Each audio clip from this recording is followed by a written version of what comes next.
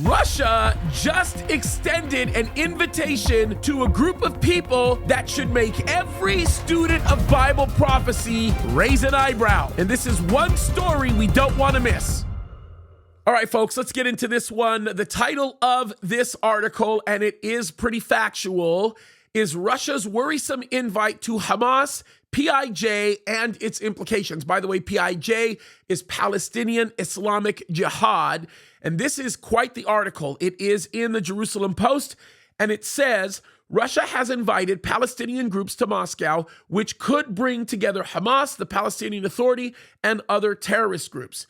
Let me read this to you, and it is worth reading through because there's a lot to say about this, and it really has a lot to do with what we read about in Ezekiel 38, or it at least sets down the framework for what we read in Ezekiel 38. So let me read this. It says, Palestinian Authority Prime Minister Mohammed Shataya said over the weekend that Russia invited Palestinian factions to meet in Moscow at some point in late February, the latest Russian move to increase its influence in a post-October 7th world. Moscow hosted a Hamas delegation already in October as Hamas sought to do outreach to Moscow. In October, a Hamas delegation set out for Moscow, led by senior Hamas member Musa Abu Marzouk, and met with the Russian and Iranian deputy foreign ministers Mikhail Bogdanov and Ali Bakhrikhani. That meeting represented a convening of interest between Russia, Iran, and Hamas. This is concerning because Iran backs Hamas and also supplies Russia with drones for its use in the war in Ukraine. Russia has been particularly cold towards Israel following October 7th, slamming its operations in Gaza and particularly Israel's ambassador to Russia in early February. Now, there's a lot to be said about that. It's a lot more complicated than the way the Jerusalem Post is setting it out to be, but in essence, it's not good for Israel with respect to how Russia is handling things. Now, there's a lot of complexities associated with these particular issues, and hopefully we'll get into a few of them. But let me read this, the remainder of this article, or at least another portion of this article. It says this, and the title of this section is Rising Trends in Russia's Influence. It says, the new invitation comes on the heels of these worrisome trends. The Palestinian Authority has been increasingly open to Hamas, at least in some public statements since October 7th. Hamas sought to increase its influence in the West Bank, for instance, in negotiations over prisoners. It seeks to get prisoners released from other factions. According to Russian state media, TASS, Moscow invited up to 14 Palestinian groups to attend, including those belonging to the Palestinian Liberation Organization, which again is in essence the PA, right? As well as Hamas and Palestinian Islamic Jihad. This comes as Algeria pushes the UN to call for a ceasefire, and in the wake of Brazilian leader Luiz Inácio Lula da Silva slamming Israel for the war in Gaza and even comparing it to the Holocaust, which is absolutely reprehensible. If you're going to compare any portion of what's going on in Gaza to the Holocaust, you should talk about October 7th with what these people actually did to the Jews. It's such a terrible thing to say. Anyway, it goes on to say this illustrates a growing aspect of international pressure, showing that Moscow is willing to try to step in and wield influence at a crucial juncture. Israeli media have said that the assessment in Jerusalem is that it will take another 2 months to defeat Hamas in Rafah and other areas in Gaza. According to TASS, an inter-Palestinian meeting will be held in Moscow from February 29th to March 1st through the 2nd, according to Bogdanov. Russia invited representatives of 12 to 14 organizations. Bogdanov did not elaborate much on the meeting. Responding to a reporter's question on Friday, he said that the meeting would be held from February the 29th until March 1st or 2nd. Bogdanov also met with Hamas in October. Now, this is his quote. He says, we invited all Palestinian representatives, all political forces that have their positions in different countries, including Syria and Lebanon, and other countries in the region, Bogdanov noted. Therefore, the composition is approximately the same as it was at the previous two inter-Palestinian meetings. These are from 12 to 14 organizations. According to him, these are, of course, mostly those that are a part of the Palestinian Liberation Organization, but there are also some junctures that have not been included. These are Hamas and Islamic Jihad, he said. Now we have invited them too. Now, this really makes a lot of sense to me why they would do this. You have to keep in mind, and I think that it's important for me to read a little bit of Ezekiel 38, because what Ezekiel 38 tells us is Ezekiel 38, in essence, draws a picture of Israel being attacked by a group or a conglomerate of nations that are actually friendly with Israel at the time, and Israel is, in essence, surprised. Let me read this to you, and I'll start in Ezekiel 38. We'll start in verse 1. It says, "And the word of the Lord came unto me, saying, Son of man, set thy face against Gog, the land of Magog, the chief prince of Meshech and Tubal, and prophesy against him." By the way, when we talk about Gog, Gog is presumably the leader of Rosh in the region of Magog, okay? So we're probably talking about Russia here, Gog being the leader of Russia. That's what I believe this to be. And he says, "And say, Thus saith the Lord, Behold, I am against thee, O Gog, the chief prince of Meshech and Tubal.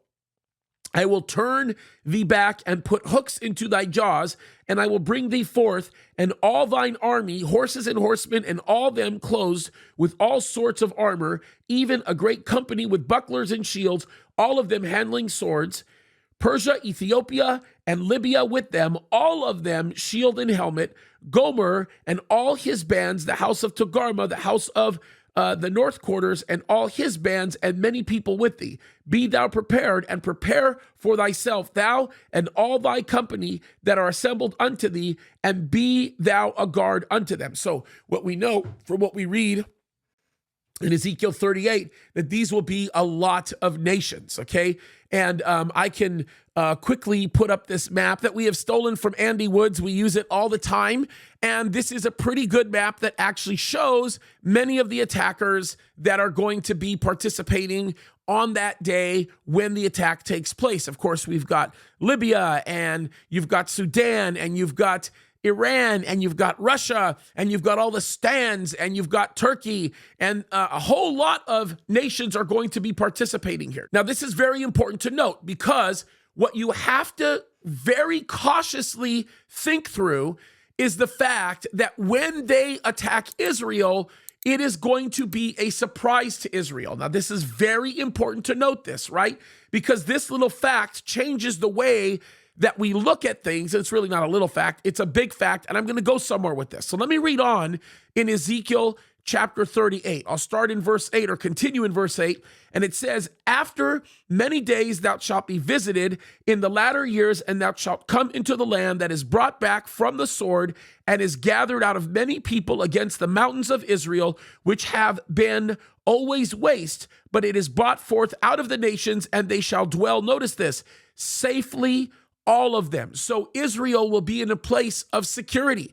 Israel will be in a place of safety. It is not going to be in the state of disrepair that it's in right now. And look what it says in verse 9. It says, "Thou shalt ascend and come like a storm, and thou shalt be like a cloud to cover the land, thou and all thy bands, and many people with thee. Thus saith the Lord God, it shall also come to pass that at the same time shall things come into thy mind, thou shalt think an evil thought, and thou shalt say, I will go up to the land of unwalled villages, and I will go to them that are at rest, that dwell safely, all of them dwelling without walls and having neither bars nor gates." So we know what's going on here. Based on the description that we read in verse 11 of Ezekiel chapter 38, Israel will be so secure that we're not going to be seeing any really, truly major or traditional security measures, in the sense that it is going to be a place that is so peaceful that there's not going to be the traditional walls that you would typically see around a city or around a town. And as a matter of fact, they're going to be dwelling in safety. They're going to be dwelling in peace. They're going to be dwelling in comfort. And very likely, this is going to be very economically based as well. So if you think about it, a lot of people presume or wonder what this hook is going to be. They think that, oh, well, the hook is probably going to be some type of a natural resource. I'm guessing it's going to be some energy-based resource, like, of course, oil. I'm certain it's going to be something like that, or natural gas. We know that Israel is sitting on one of the largest oil reserves in the world. But undoubtedly, we know it's going to be something that Russia really wants, and the rest of the nations. And of course, it shouldn't be a surprise to us because Erdogan himself is drilling all over the Mediterranean, at least a section of the Mediterranean that sort of borders what I would call sort of the southwest section of Turkey that touches that area of the Mediterranean, which would in essence be the northwest corner, the northeast corner of the Mediterranean. And I'm guessing that the lack of success that he's having in that area is producing all kinds of frustration and difficulty on Erdogan's part, who wants to erect the Ottoman Empire. So this is all adding to the craziness that we're looking at. And undoubtedly, we know that when Russia does what it does, it's going to be a shock to a lot of people. And as a matter of fact, there will be nations that will come against them and will actually say, what in the world are you actually doing, right? And the Bible tells us this. If you look back at verse 13, it says, Sheba and Dedan and the merchants of Tarshish with all the young lions thereof shall say unto thee, art thou come to take spoil? Hast thou gathered thy company to take a prey, to carry away silver and gold, to take away cattle and goods, to take great spoil? So they're going to question them like, what in the world are you guys doing? You came to do this? Come on, we're all friends here. And so we know that that type of thing is going to happen. So when I read a story like this, where I hear that Russia continues to invite all of these players in the Mideast to come and gather with him, this continues to go along with the things that we should expect to be seeing when we study Ezekiel 38. This should not be a surprise to anybody. Russia continues to assert itself in a way that is not surprising. We know as Russia has been having success in Ukraine, I think that one of the ways it would seek to destabilize its stand in the region, and they're not really cared about the West. They don't really care about the West anymore, especially because of the corruption that's been happening more and more in Ukraine. And don't get me wrong, I'm not saying that Russia's perfect. Russia's got all kinds of problems, and so does Putin. But what's interesting is we know for a fact that Russia's next game is going to be in the Mideast. How do we know that? Because he's been working on the Middle East for years and years and years. And it started even before the time of Afghanistan. I can tell you that right now.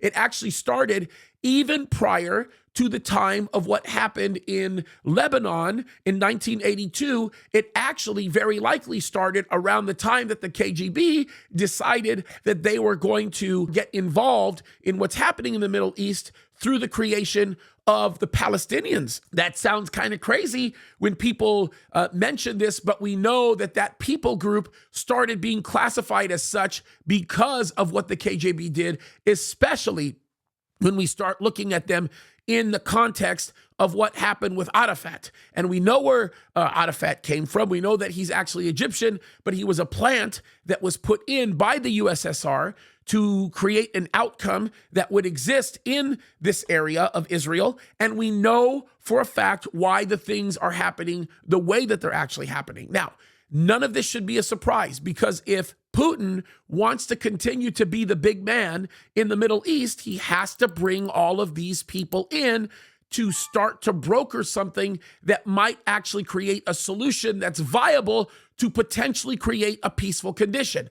And that peaceful condition would, in essence, be solidified by Russia, in essence, guaranteeing that peace as a result of an agreement that gets made between all of these people and potentially Israel. And folks, I would not be surprised if something like that happened, because again, Russia wants to assert itself as the big player in all of this. By the way, we've watched them do this with Turkey. We've seen them do this with Iran. They certainly have done it in Syria, to the point where Russia actually declares their border against Israel to be their border, when in reality, they're talking about Syria. If you go up from the border of Syria and Israel, and you start heading north all the way from that little area into Aleppo and Damascus, you have nothing but S-300 and S-400 batteries that are put up there, these missiles. And Russia really has some massive strongholds in that area. And Syria doesn't mind Russia's position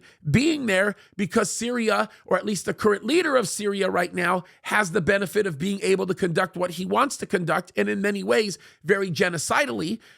with respect to his own people in order to affect whatever cause he wants to affect in whatever his purposes are to fulfill his agenda. So we see all of this happening, and Russia is in the middle of all of it. As a matter of fact, Iraq is working with Russia. Iran is working with Russia. China, by the way, when it brokered a deal between Iran and Saudi Arabia and many of those areas there in the Arabian Peninsula, that was all done at the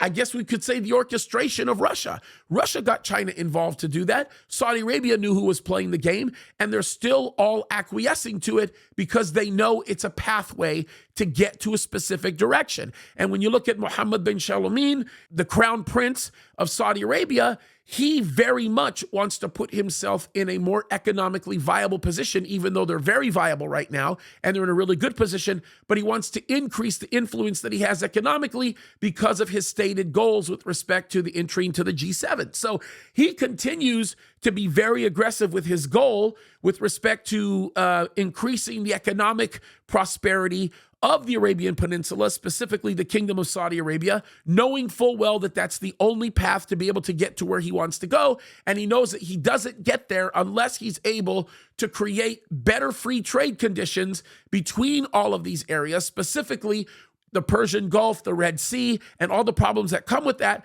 And if he can get all of that squared away, then he can begin to affect the type of stability that he needs to affect in order to obtain the financial goals that he wants, which makes perfect sense. Why?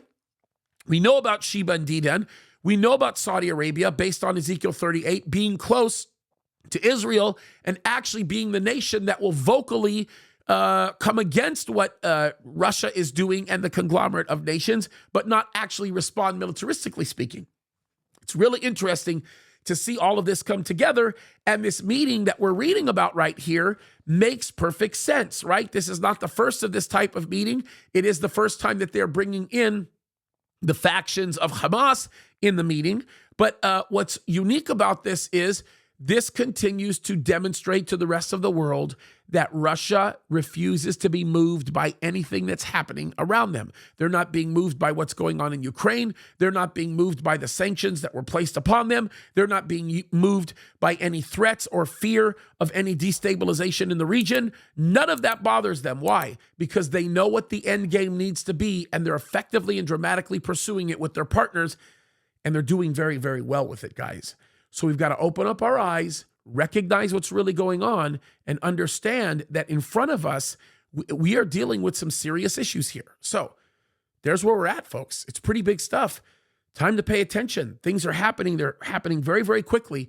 We got to open up our eyes. You study the Bible, you'll see it all coming together. It makes lots of sense. There you have it, guys. Keep your eyes on the Lord. Keep studying the Word. It gives us all kinds of insight. God bless you.